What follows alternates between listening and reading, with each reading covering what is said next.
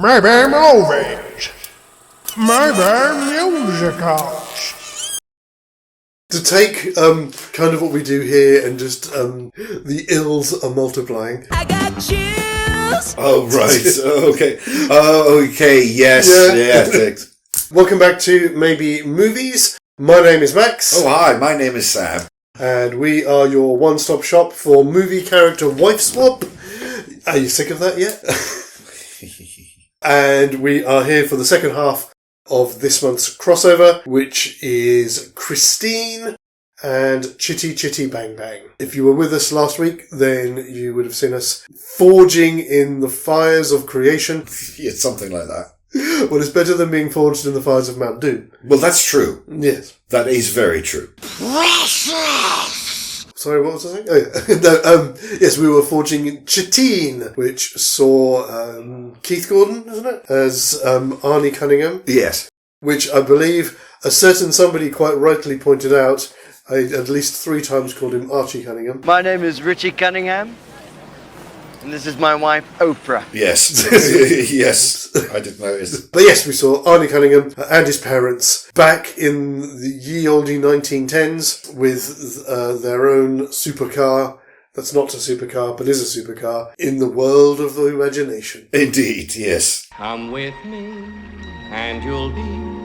And now, for your viewing pleasure, we present to you John Carpenter's Chrissy-Chrissy Bang-Bang, a 1970s rock horror opera starring Dick Van Dyke. It's the Dick Van Dyke that makes it. I know. Which also reminds me this is the perfect time to be doing this, because I believe the gentleman himself will be celebrating his 100th birthday next month. Is he still going? Yeah. Good Lord, that man does not know when to quit. No. But in all of the good ways. Yes, absolutely. So, we're rooting for you, sir. Yeah, keep it going. Just a quick reminder then of where we called the acts for this. Uh-huh. I called the end of Act 1 when Dennis goes to see Mr. LeBay and finds out the truth about what happened with his brother. Probably the only thing my brother ever loved in his whole rotten life was that car. Right, yes. Which is at about 39 minutes. And then the end of Act 2 is when Christine kills Darnell. Okay, Jack. Come on out. Which is about an hour 24 minutes. The entire film is an hour 49, so that leaves us half an hour for the third act. Okie dokie. Do you have anything else you want to say before we start? No, I don't think I do. I don't know how this is going to go. It's going to be very interesting, I'm sure, whatever it turns out to be. Fantastic. I did make a list of the songs in the order that they appear in the film. Of course. Unfortunately, it doesn't have which scenes they relate to. We can just kind of mention them as we get to them. If you kind of remember, oh yeah, that's where that one comes in. I mean, I didn't wonder as well, because this is going to be a rock opera, we can do the usual rock opera thing is we will have the songs in there, we will make them a part of the film, but just change the lyrics to fit in with the action at that particular scene. Oh, absolutely. Yes, of course. Yes, it's complete latitude on that front. Yes. Brilliant. I currently for this month am sitting on 4 gold stars. I have 3. Okay. So again, it's another, low scoring month so far. Shall we begin? Well, I suppose we need to at some point, don't we? So our opening is going to be the same. Yes, Christine is constructed. Yes, we get bad to the bone. Bad to the bone. What did I put? Oh, yes, of course. I put 1 hand and 1 life. Christine's first blood. Yeah. Okay. I don't think we want a song there beyond what is used in the original opening. We don't need to make a show number out of it, do we? No. Unless we want all of the mechanics. Bad to the bone. Yeah. Actually, I kind of like that idea. Yeah? Yeah. Let's do it. Yeah. If we're going to be a rock opera, let's be a rock opera. Okay, let's do it then. Yeah, so the dance move number itself is as they're constructing. Yeah, lovely. Chrissy. Then we lead to 21 years later. Yes. This is where we need to just talk a little bit about setup. Exactly, because of course in the original version, this is when Dennis picks up Arnie. Now, you know what I was saying before about, that part of this is Dennis is his star shop pupil and things like this. Yeah, I remember you saying. Yeah. And I was saying a couple of things like about, the kids, maybe not directly to him, but certainly behind his back, people like Buddy and that will take the piss out of Mr. Potts as their teacher. 2 reasons. So one is obviously he's constructing wild and wonderful things in the shop as well. Yes. School. But what about because he needs a car, he doesn't have a car, so Dennis is giving him a lift to school. It's a little bit out there, but I think I like it. Yeah. I think it works because it allows us to set up our main characters straight away. Yeah, and also to tie into that a little bit of sort of looking ahead, because you've got the whole... so that we can keep the trope in with, like Arnie can't keep Christine at the house because his parents doesn't want it. Mm-hmm. So the house where they're living is Grandpa's house. Right. They're staying with Grandpa. Right. Grandpa has probably lived in the area for some time, so knows the history of Chrissy. So when he turns up with it, I don't want that here. Oh. Well, yeah, why not? It's set up. Yeah. And this is rock opera. This isn't the same film anymore. So yes, let's do that. Let's do that. Yes. Nice. So what I thought is we get the bit with Dennis pulls up onto the drive. You maybe got the kids because maybe he has to drop the kids off on their way to junior school as well. Because it's Jemima and is it Jemima and Jeremy? Is it? I can't remember the boy's name. I think it's Jemima and Jeremy. Yeah. Yes. I know they're both J's. So we'll have them sat like on the driveway waiting for Dennis to turn up. Oh, where's your dad?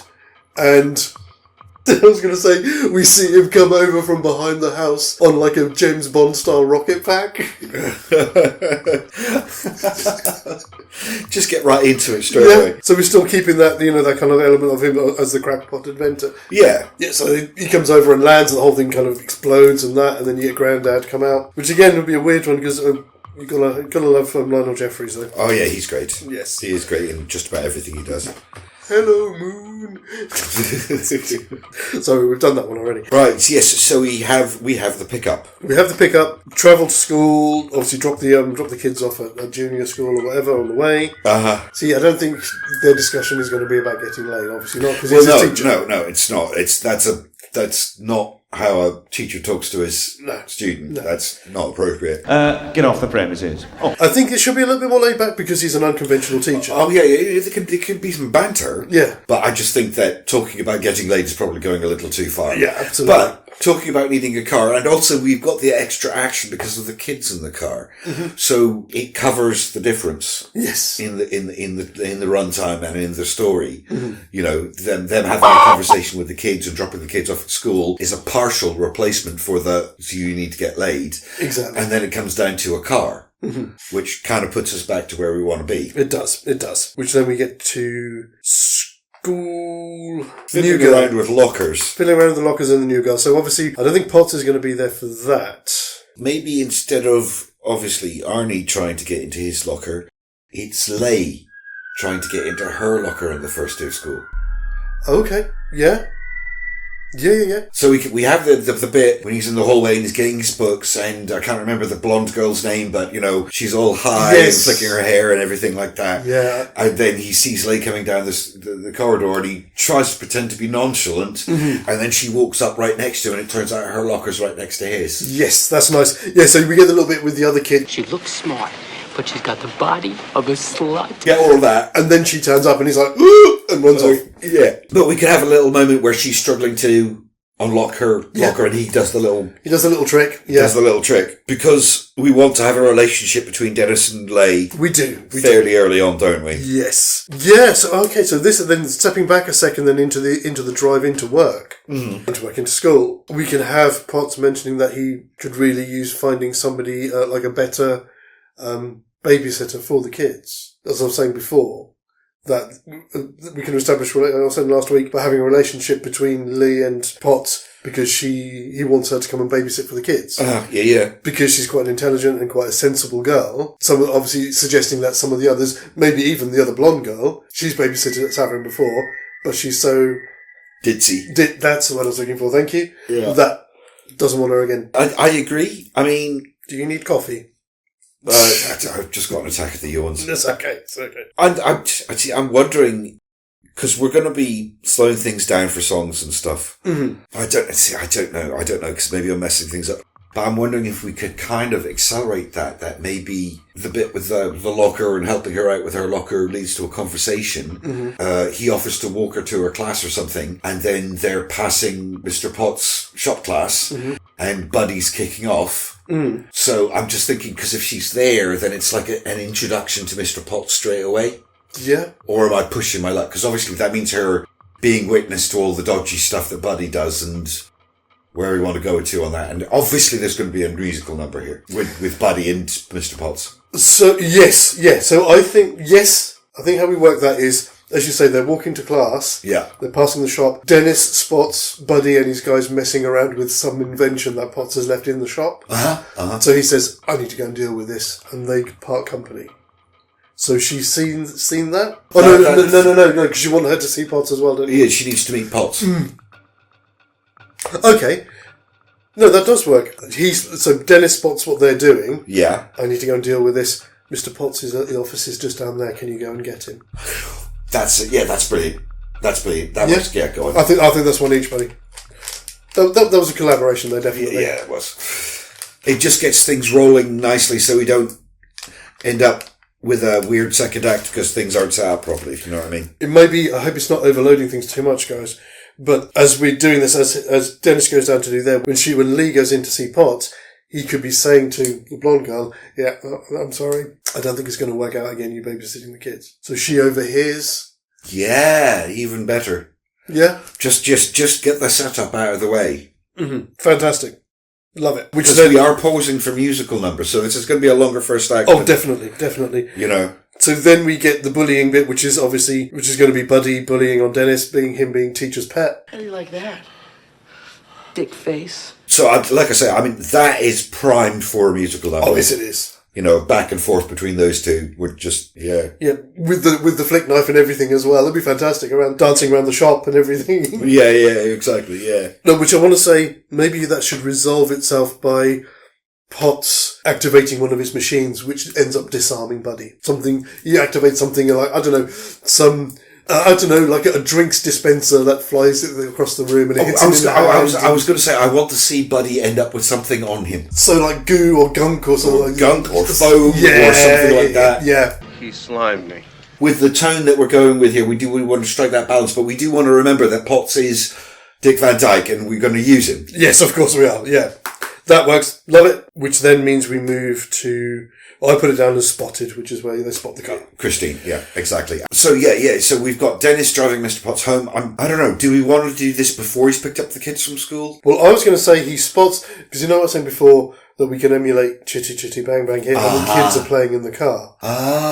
So we can say Grand Bahar goes and picks up the kids from primary school, but on the way back, maybe he doesn't drive either, so he's going to pick them up on his bike or something. And he's just walking with them. They've spotted him, run over and started playing in the car. Right. No, that works even better. Yeah. So Grandpa's pulling his hair out because he's like, you can't get them out of the car. Grandpa's pulling his hair out, can't get them out of the car.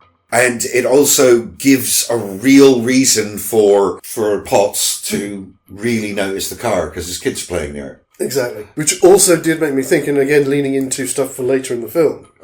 Because it's the kids that spot Christine first. Christine obviously is in love with her owner, but do we want to allow in this setup that there is a sliver of maternal instinct? Do we? Why would we be doing this?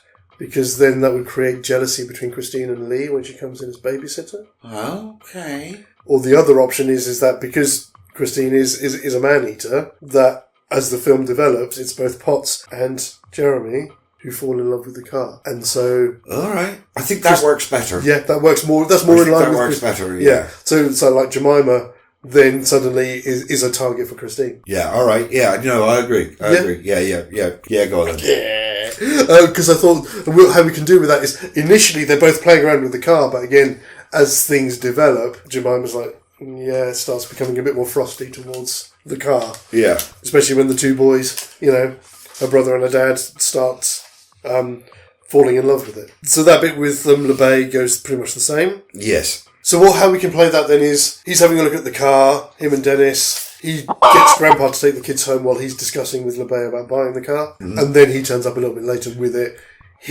Grandpa won't have the car there because he knows what it's all about. But as people always do in movies, they never actually tell you. No. He just says, no, it's not, I don't want that here, it's wrong. Why? It's just wrong. Yeah, Because that would be explaining things and letting people know what's going on. Exactly. Yeah. Which then means that then gives us our reason for him to take it to Darnell's. Okay. Yep. Yeah, agreed. And then we get Darnell's rules. I don't take any shit from you kids. Yeah, which is gonna play the same. We can even have a little bit of fun with Dick Van Dyke's kind of bantery nature and Darnell's surliness. Yeah. And like make a little bit of a scene out of it. We can. Also, you can say like all some of the stuff that's in his yard. Well, if you've got all of this stuff here that you're never going to get rid of, but I can use it to do this and this and this and this and this. He's a crackpot inventor. Yeah. Oh yeah, all of those, I don't know, soda stream machines you've got over there, I could use them to make some pressure washer or something for you so you can clean this place up. Yeah. Something like that. I don't know. And musical number. And the musical number. Well, I thought the musical number would be the bit where he's fixing up the car, when he's fixing up Christine. Oh, right. Oh, okay. Yeah. We're nearly there for the first act, aren't we? We are nearly there for the first act, yes. Because there's the bit in the library, isn't there, with the new girl. So we can have that bit where he goes up and asks Lee for a date, and she says, I can't, I'm babysitting that night. Yes, absolutely. We can still have that bit where it's because I've got problems at home, which is where you start seeing Arnie starting to change a bit, don't you? So we can have that with Potts, with Grandpa, because he keeps going off to Darnell's to work on the car. Yeah. Well, and Grandpa's getting grumpy about it and starting fights with him and stuff. Yeah, getting concerned. Maybe he, so I think at this stage, it's still in Act 1, he's taking Jeremy with him to help him with the car, which again obviously separates the kids. Right, yeah. So again, there's a bit of resentment there. Yeah. I would also like to say on this one, I think to kind of iron out one of those problems that happens in the original film, where they never really establish that relationship with Lee and Arnie until you see them together at the game in Act 2. So I think when he goes off to Darnell's with Jeremy, you should have Lee turn up to babysit Jemima. You're right, yeah, of course. So maybe we'll have to contrive something for Grandpa to be doing. He's off to see the widow. No, that's the wrong Grandpa, isn't it? Hey, anything around here that might pass for aftershave? Oh, right, yeah. He's off to see the widow, isn't he? The Widow Twinkie, yeah. Yeah, what was her name? I can't remember. It's the Widow something. I think when we did it, I thought it was the Widow Winship, but that's not. The Widow Winship is from Sleepy Hollow. The Widow Winship was with child. Dennis goes and sees LeBay, finds out what happened to his brother, and then we get Little Richard. Yeah. When he tries to break into the car, so we can do a bit of a number with that. Oh, yeah. Yeah, we'll make that a full number. I don't know. I keep a knocking, but you won't let me in. Yeah, Something like that. Yeah, we'll make a full number out of it. I'm going to make a whole routine around that voodoo number. But that, I do believe, brings us to the end of our act. It certainly does. Woof. Okay, so 1/3 down, 2/3 to go. It'll be fine. So, we're going for a ball game. Ball game, yes. I think I've got an idea how this might work. Right. Because obviously we're not going to get Potts sucking face with Lee.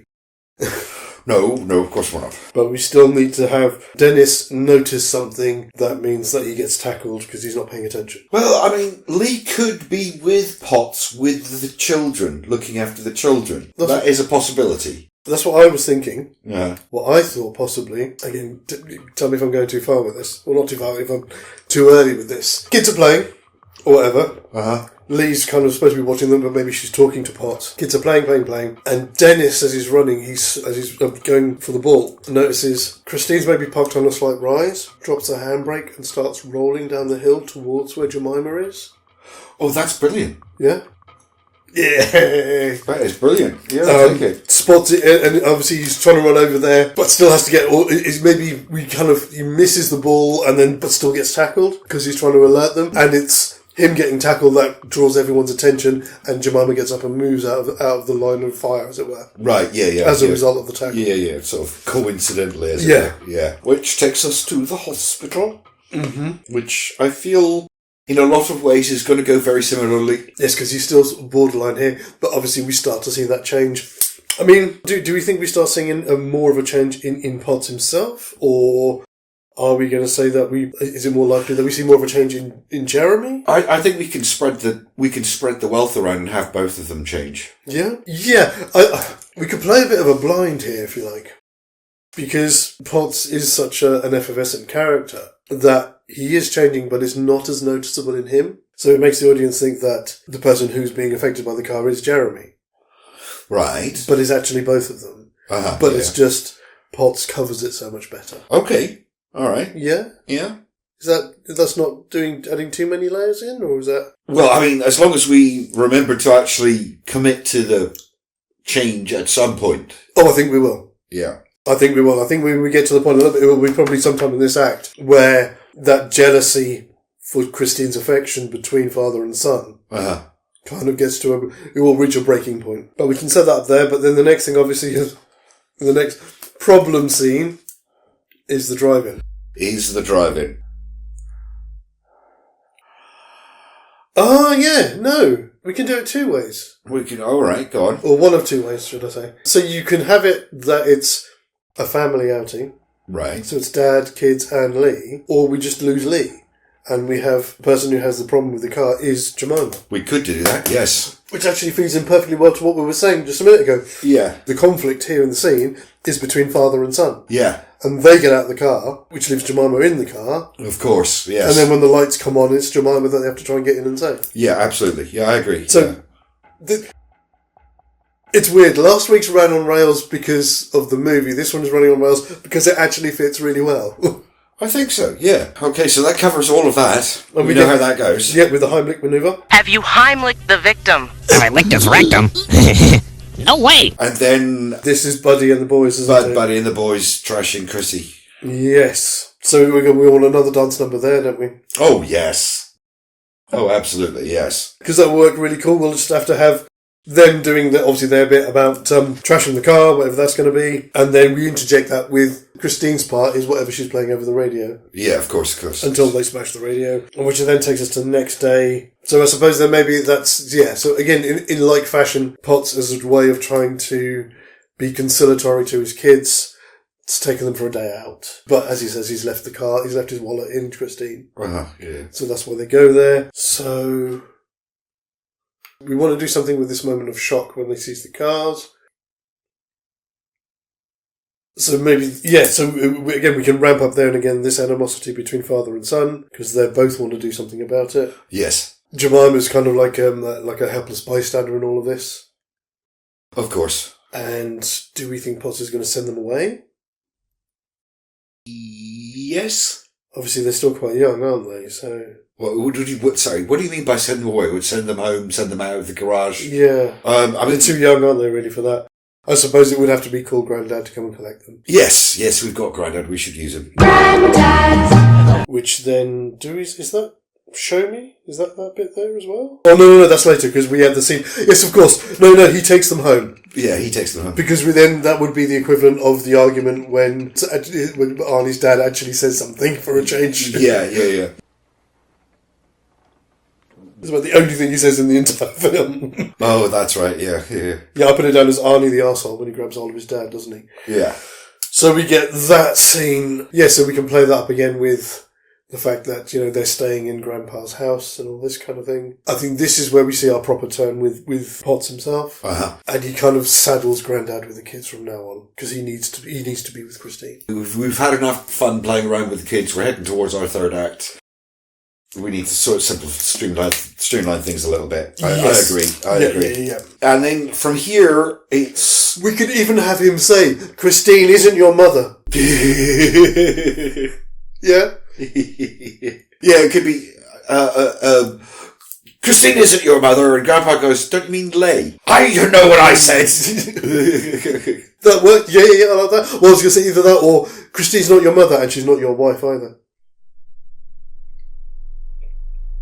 Because if he knows the relationship that the previous owner had with the car, if Grandad knows that. Or are we saying that he just knew that the car was bad news? Yeah, I think we in which case then, I know definitely take one for that. That's nice.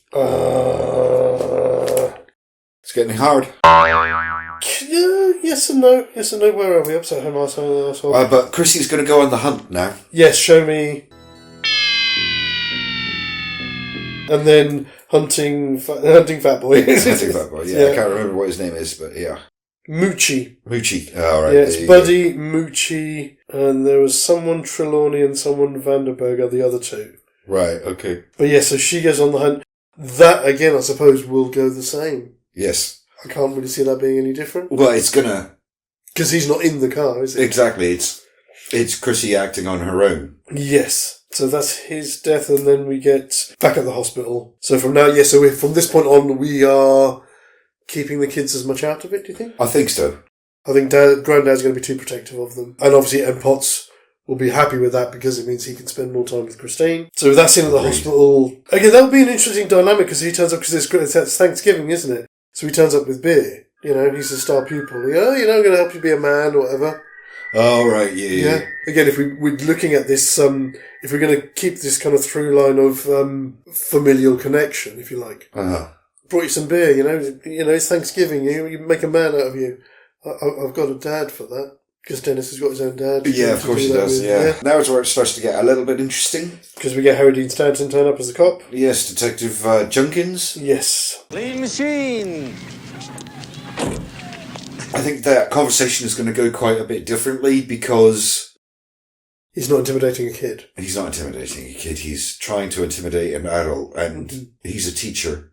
He's used to getting crap from people. Yeah. So actually, he's in a pretty good position to kind of give as good as he gets. Yeah, that'll be a nice one, actually. We could make that quite a slow number as well, if you want to have a song in there. Yeah, I think we do. Yeah.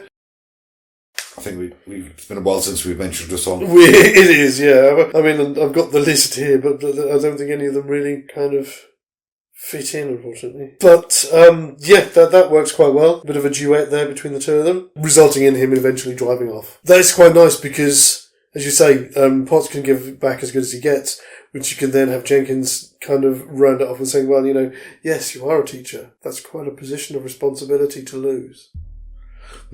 Yes, yeah. Yeah, you can have a play with it, definitely. Fantastic. So, before we go any further, because it's another time jump, isn't it? Yes, December the 16th. Yes. So before we do that, we'll do a very quick shout-out. Okie dokie. And this one is for another one of our old supporters as well, who I must admit I haven't done a shout-out for a while. This is for our friend Gloria from Gloria's Platter. Ah, yes. Gloria, again, is one of our old supporters. She does ostensibly a cooking channel, which has kind of diversified a bit recently into more sort of lifestyle stuff as well. Oh, right, cool. Which is quite nice. Most of her content sort of flits between, again, as I said, doing cookery stuff, and a lot of cookery shorts and things that she does now as well as lifestyle stuff from where she lives. I believe she lives in LA, but also flitting from between there and various visits to her homeland of India as well. Lots of fantastic content there. Not sure how regularly she posts. I know she's been doing a lot more shorts recently. Oh, yes. And they are the kind of shorts that get your mouth watering.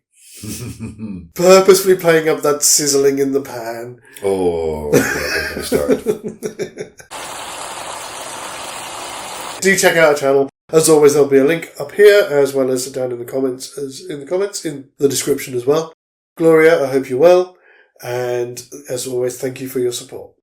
Thank you. Xadrum is more than just curious content on YouTube. We're also a small publishing house with books covering a range of genres from 1940s pulp adventure to children's novels and even a touch of the macabre for those who like their literature on the dark side.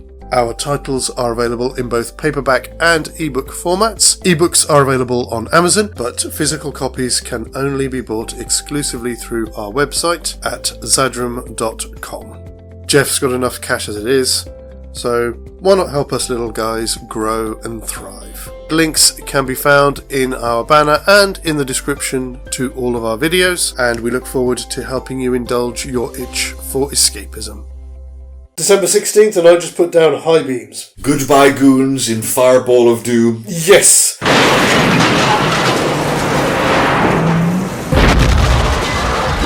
I always wish that there could have been more to that scene. I don't know what.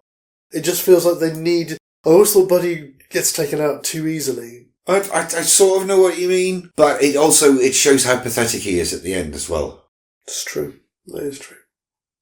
For all of his bluster and bullshit, he's just this... He's just another kid. He's just a big kid, yeah. Yeah. Yeah, absolutely. Fair enough. So all of that's going to run on rails, and that's nearly 10 minutes. That is nearly 10 minutes, and that is, I mean, we are kind of at the end of the act, because it's back to the garage and Darnell gets killed, and that's where I call the end of Act 2. Yeah, and again, this is all happening on rails, because this is just Chrissy on her own. Yeah. Well, I mean, don't wince so badly, sometimes it just happens. Does it have to? What are you saying?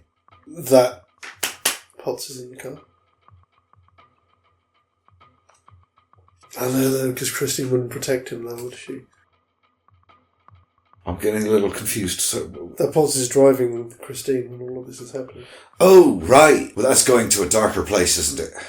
It would be even darker if I said it was Jeremy driving the car. Oh. That one's almost worth considering. It's so dark, it's worth it. Oh no, sorry, I just went really dark. So we get the whole thing, still get the whole scene as it plays out. Darnell goes up to the door with the shotgun and opens it, and there's just this charred body of this little boy in the driver's seat. Yeah. I think we should go there. Yeah, I think we should go there. I do as well. I think we kind of shied away from it a bit too much, but yeah, that's Okay, so goodbye, Jeremy. and that is the end of our Act 2. Yes, it is. Oh dear. Although, oh no, sorry, before we end. It's not finished! So, are we saying that Darnell survives? Because he opens the door, he finds the body in the car, so he won't be able to get into Christine? Or are we still saying that he opens the door, finds the body, kneels down to try and save the kid? Christine, door slams shut and cuts him in half. I was going to say smashes his head, but yes. Smashes his head. That's more believable. Closes the door on his head. Yeah. Yeah. Slams the door on his head. So that is the end of our Act 2. It's finished! Yeah, Jesus. I mean, Act 3, well... Oh my gosh, I think this is going to go on rails. I mean, look at that's how long I've got Act 3. But, well, it won't now because we have a dead child. All right, okay, yeah, okay. Let's start with the dead child then and see where that takes us. So there's going to be a massive thing. The police will turn up. Junkins will turn up. Junkins is going to turn up anyway because of dead Darnell. But now we've got two bodies. Why is there a charred body of a child in your car? How rattled is this going to make Potts? It's his son. Well, you see, this is the thing. Because on one hand, Potts is a caring father. Mm-hmm. But the nature of the obsession with Christine... Overrides. I think it would override it. Like, he would be upset, but he'd be, like, distracted, you know, and not... Yes, yeah. Yeah, he'd be upset, but... Not for the right reasons. Exactly. Actually, it feeds quite nicely back into the story about LeBay's brother, whose child died in the car. Exactly. Yeah. That's what I was thinking. Yeah. I think maybe at this point, so we get complete rejection of him from Jemima. Yes. Probably and Grandpa. And from Grandpa as well. Yeah. So if you want to throw in a wrinkle here, do they take him in for questioning? Because as we say, there's two dead, you know, I mean, we need to then give him an alibi, because obviously Arnie has an alibi because he's doing work for him. So what's Potts' alibi? Teaching a night class at the school, in the shop.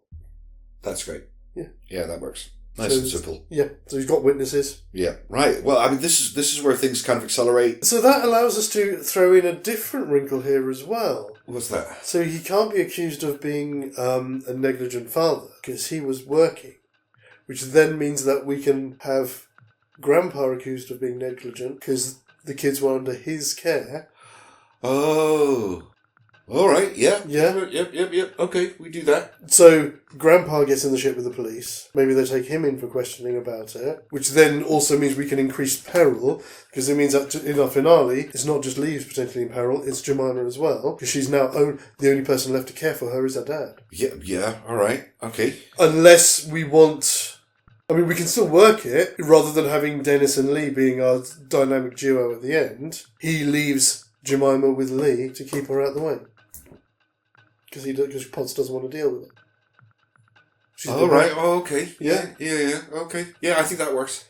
Cool. But yes, I know what you're saying. It's very quick from this point on, isn't it? And it's kind of going to go on rails. We've got to have something instead of the joyride. Instead of But Dennis and Leigh getting together to discuss what to do. That happens on New Year, yeah. Because obviously in the film, the bit I've marked joyride is when Arnie takes Lee out, isn't it? Is it Lee or is it Dennis? No, it's when he takes Dennis out. He takes Dennis out, So we can still have that. Oh, yeah, we could. Yeah, we could. Mm-hmm. Yeah, just again, slightly different dynamic because it's not his best friend, it's his teacher. The other option we do with that, but again, we really want Dennis in that scene, is it could be Potts trying to win over Jemima about Christine because they're his two loves, his child and his car. I like that better. If we're going to go that dark, to have something to go with it. So Jemima's kind of like in the car like this. White knuckling it. Yeah. Fantastic. Is that Yes, go on. Yeah. That one. But I'm sorry, but unless you can tell me why the next few scenes are going to run on rails. That's going to Darnell's, setting up the trap, being caught by surprise because Christine's already there. How can this be different? The only thing that I could suggest again, if you wanted to throw it in again as a wrinkle, because he is a teacher, for as scatterbrained as he is a responsible parent. Right. Don't forget to buckle up. So he's wearing his seatbelt when Christine smashes through the office, so he doesn't get thrown out the window. Right. Okay. Yeah. That'd be an interesting wrinkle. So that means we can then, between ourselves, decide how this resolves rather than it just running on rails and resolving how the film does. But that's up to us then. We are at our leisure to decide what the outcome of this finale is. We should still obviously potentially end up right. at the Well, finale. if we want anything to be different, we have to find a way to get him out of the car, because otherwise he's going to get killed when Dennis smashes it up with the caterpillar.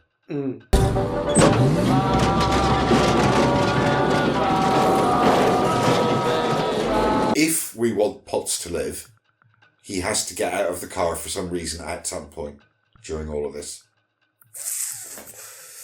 What's going to bring him round?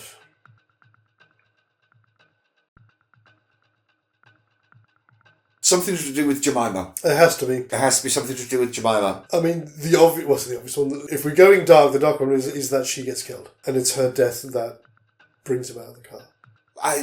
Or gets severely maimed. No, you'd have to really cripple yourself. But I didn't know whether maimed because of his mental state at this time would be enough. I don't know if we need to go quite that far. Okay. What we could have is a literal moment when Jemima is caught out in the open, as it were. Yes, I can picture it. And Christine charges. Take it. And he tries to wrestle the steering wheel away from Christine, as it were. Yeah, yes. So he actually has a struggle. And then whatever happens, but that's going to be the breaking. So we can still, if we still want Potts, the same outcome where Potts dies. Yeah. He's wrestling with the car, because I said the seatbelt saved his life so he doesn't get smashed through the window. She just pulls the seatbelt tighter and tighter and tighter across his chest. Oh. Crushes his chest. Chrissy turns on him. Yeah. Oh, well, that's even better. Yeah. I like that, yeah. Yeah, I like that. Is that a like that? Yeah, I like that. Sorry. Yay. So he still dies. Yeah, he does die, but he does it at least in a somewhat redemptive fashion. Exactly. Which changes the context a bit. And then it really does run on rails. Then it does run on rails. They start crushing the car. Maybe in this version we allow that they pull his body out of the car while Christine can't move. Uh-huh. So at least he's not crushed in the car. But they don't realise that he's dead until they get him out of the car. Yeah, absolutely. Yeah. And then Dennis runs over the top. We get the junkyard. Job done. And just because I had this idea the other day, I want to end, the whole bit when she's the little clump and it just does that vague little wiggle. I want the radio to be playing Chitty-Chitty Bang-Bang. No. Please come home. Darling Love, the song from the beginning of Gremlins? Yes.